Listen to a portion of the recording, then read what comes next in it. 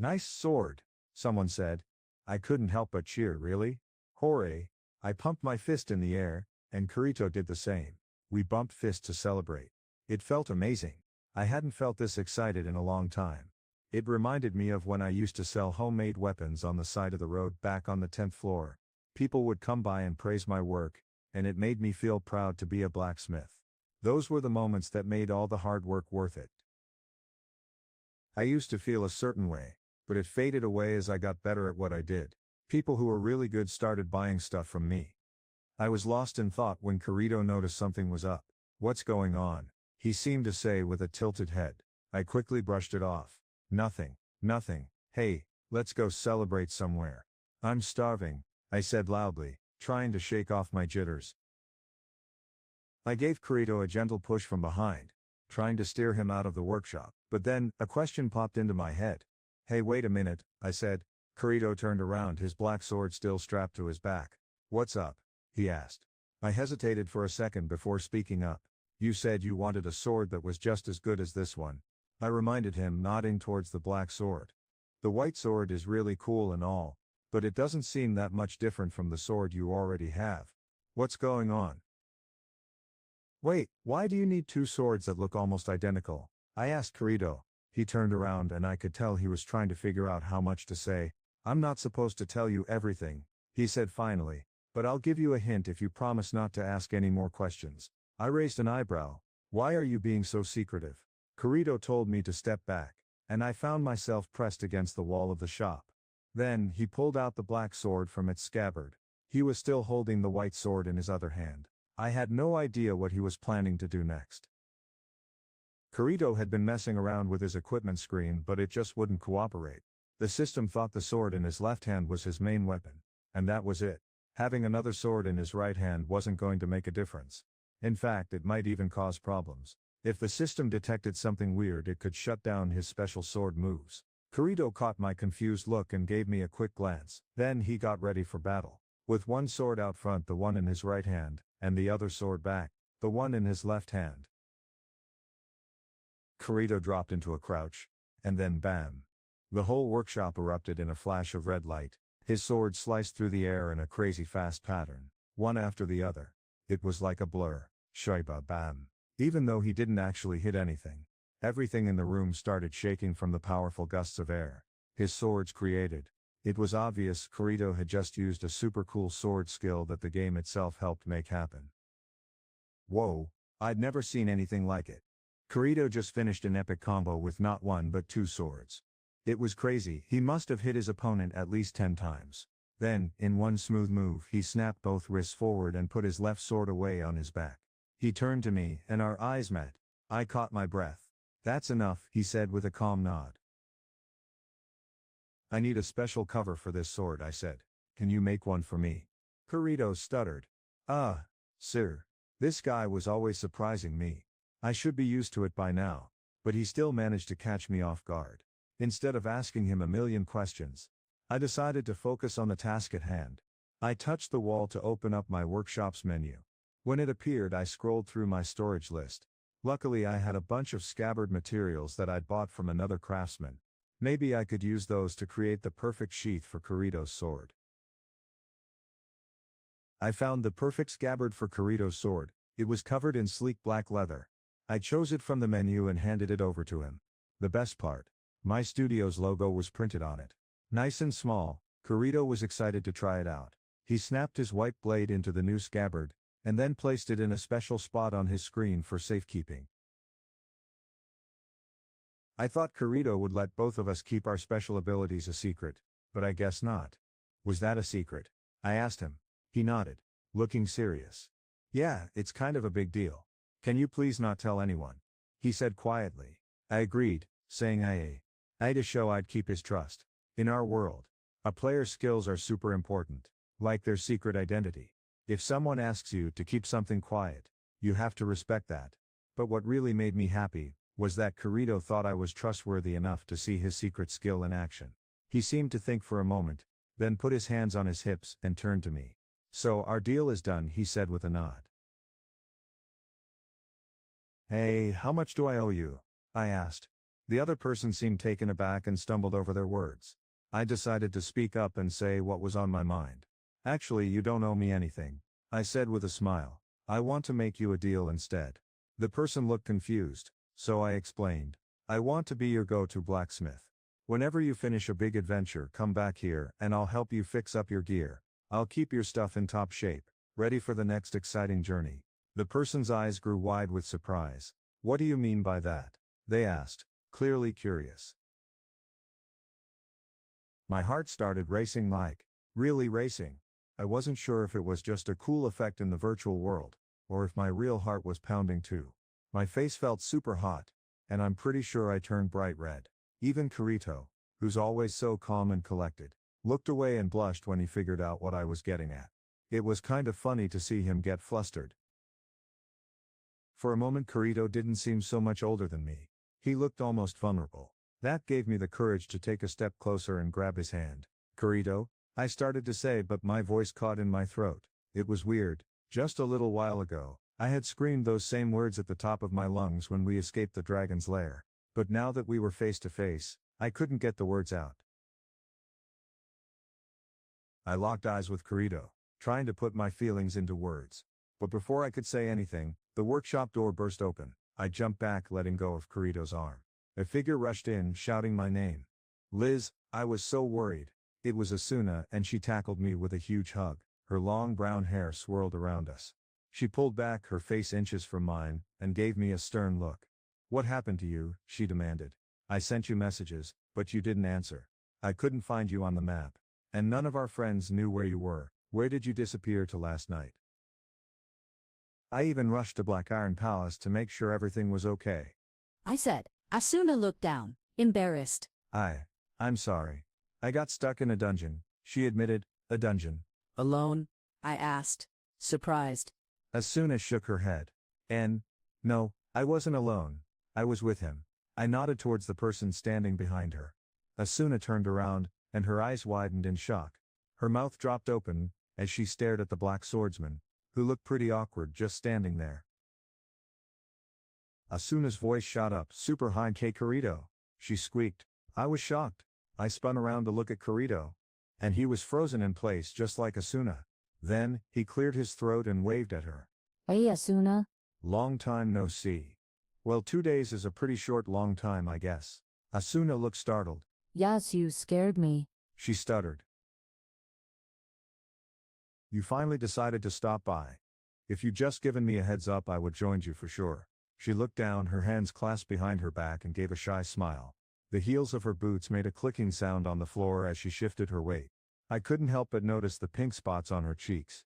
It was like she was trying to hide a secret, and then it all clicked into place. It wasn't just luck that brought Kirito to my shop. Asuna must have sent him my way, just like she promised me she would. My heart was racing. The boy I had a major crush on was standing right in front of me. I was totally freaking out. What do I do now? I thought to myself. My mind was spinning like crazy. I felt all the warmth drain out of my body. Like it was slipping away through my toes. I was frozen in place, unable to move, or even breathe. I didn't know how to deal with these crazy feelings. Just then my friend Asuna turned to me, and asked, Hey Liz, did he say something mean to you? I'm guessing he asked you for something crazy, I said with a grin. Asuna looked confused for a second, then her eyes widened. Wait a minute. Were you with Kirito last night? I hesitated, feeling a bit awkward. I took a deep breath, grabbed Asuna's hand, and pushed the door open. Just before we stepped out, I turned around and spoke quickly to Kirito, in a serious tone, trying not to make eye contact. Just a minute, I said, my voice firm but polite. Wait here a sec. I grabbed Asuna's arm, and pulled her out of the store. I shut the door behind us, and navigated through the rows of shelves to the front entrance. Hey Liz, what's going on?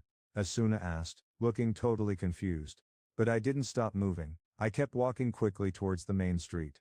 To be honest, I just couldn't handle being around Kirito for one more minute. I had to get out of that workshop, or I'd lose my cool and take it out on Asuna.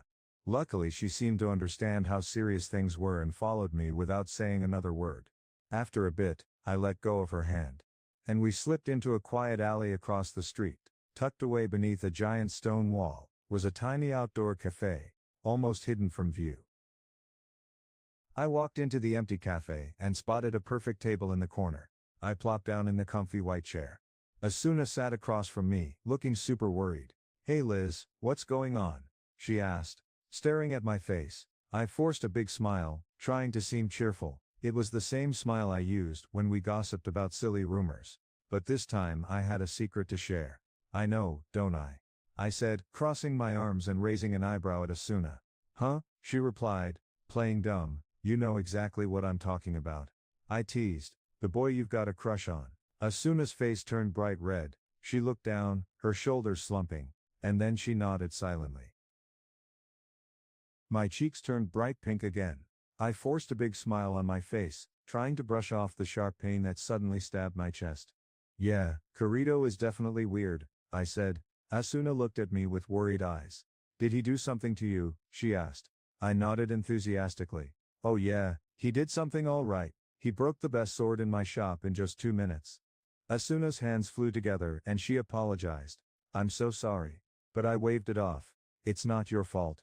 "Asuna," I said, seeing her worry about me only made my heart feel worse. "Come on, Lisbeth. Get a grip. You're almost there." I forced myself to keep smiling.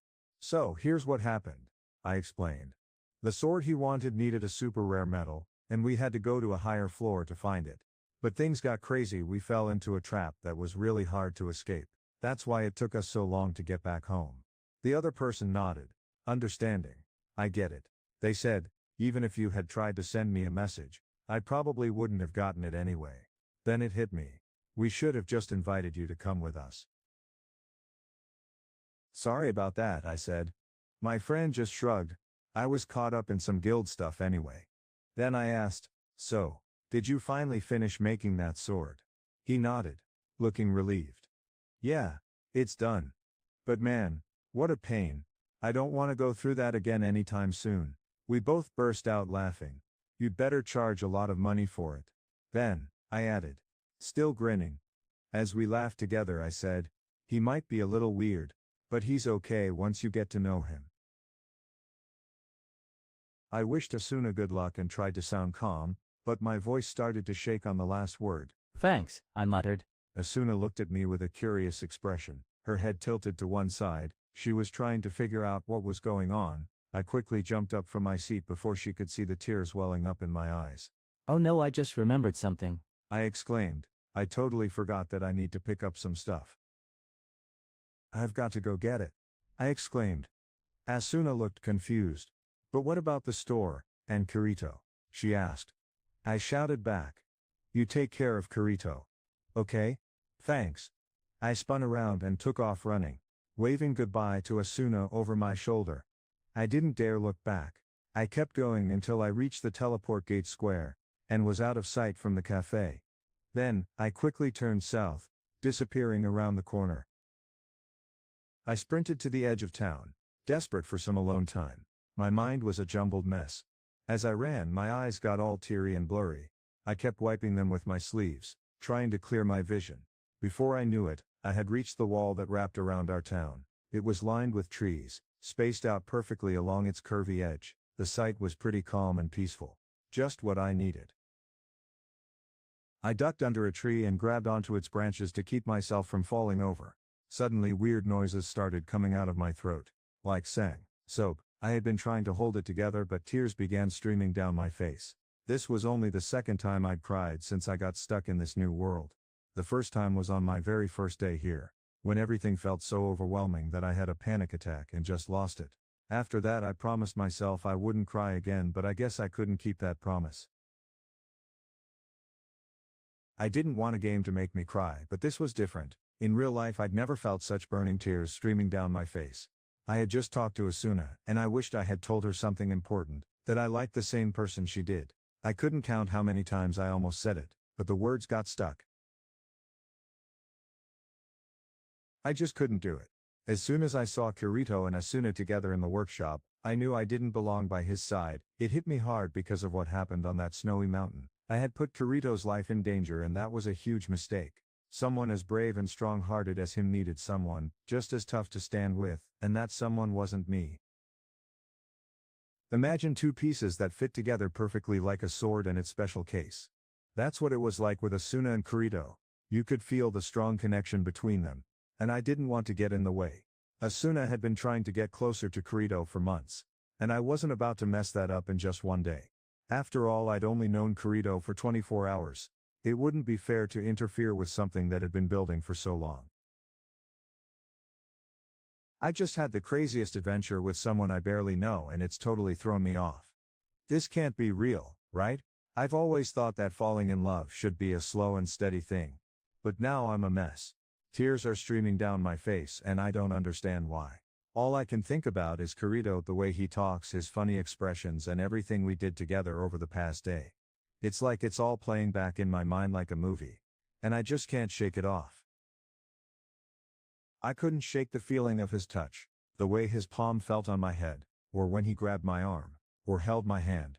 It was like I could still feel the warmth of his heart beating. But every time I thought about those moments, a sharp pain stabbed me in the chest. I knew I had to try and forget.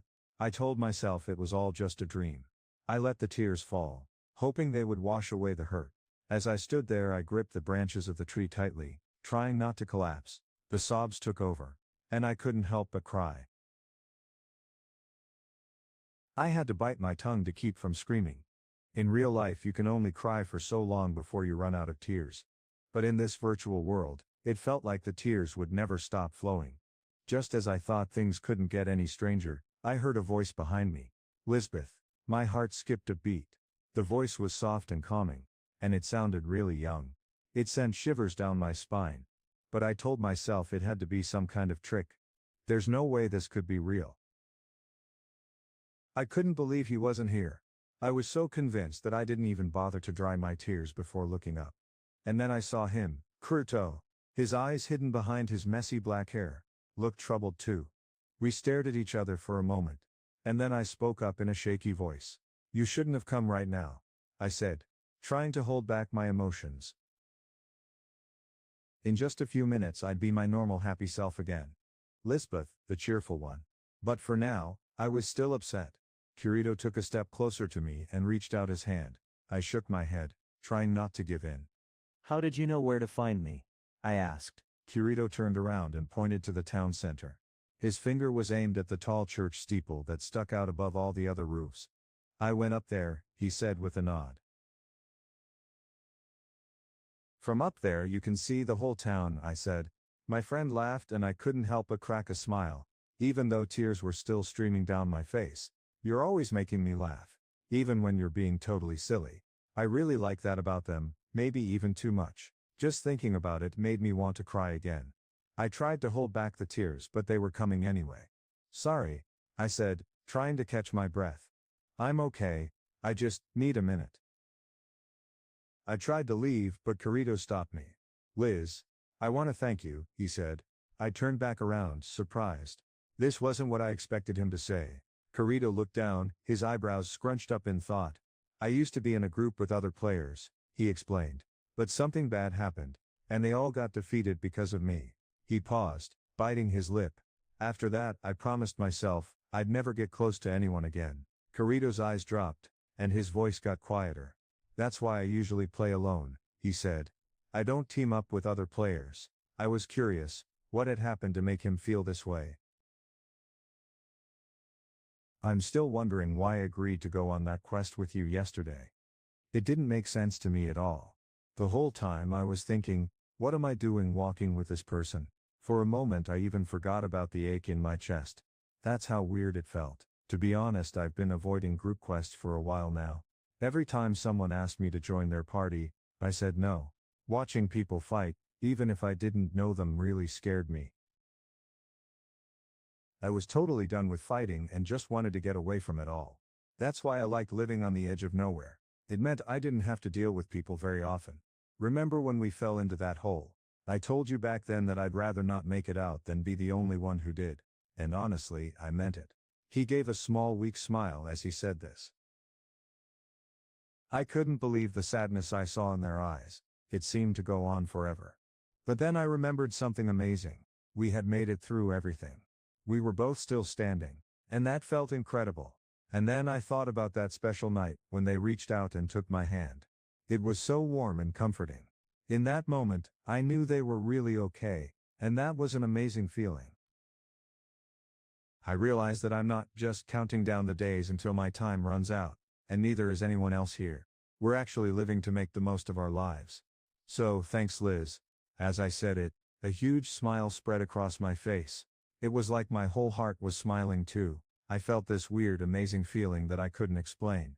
You know, I've been searching for something real in this world, I said, feeling a sense of excitement and hope. Then, something amazing happened. I felt the warmth of your hand.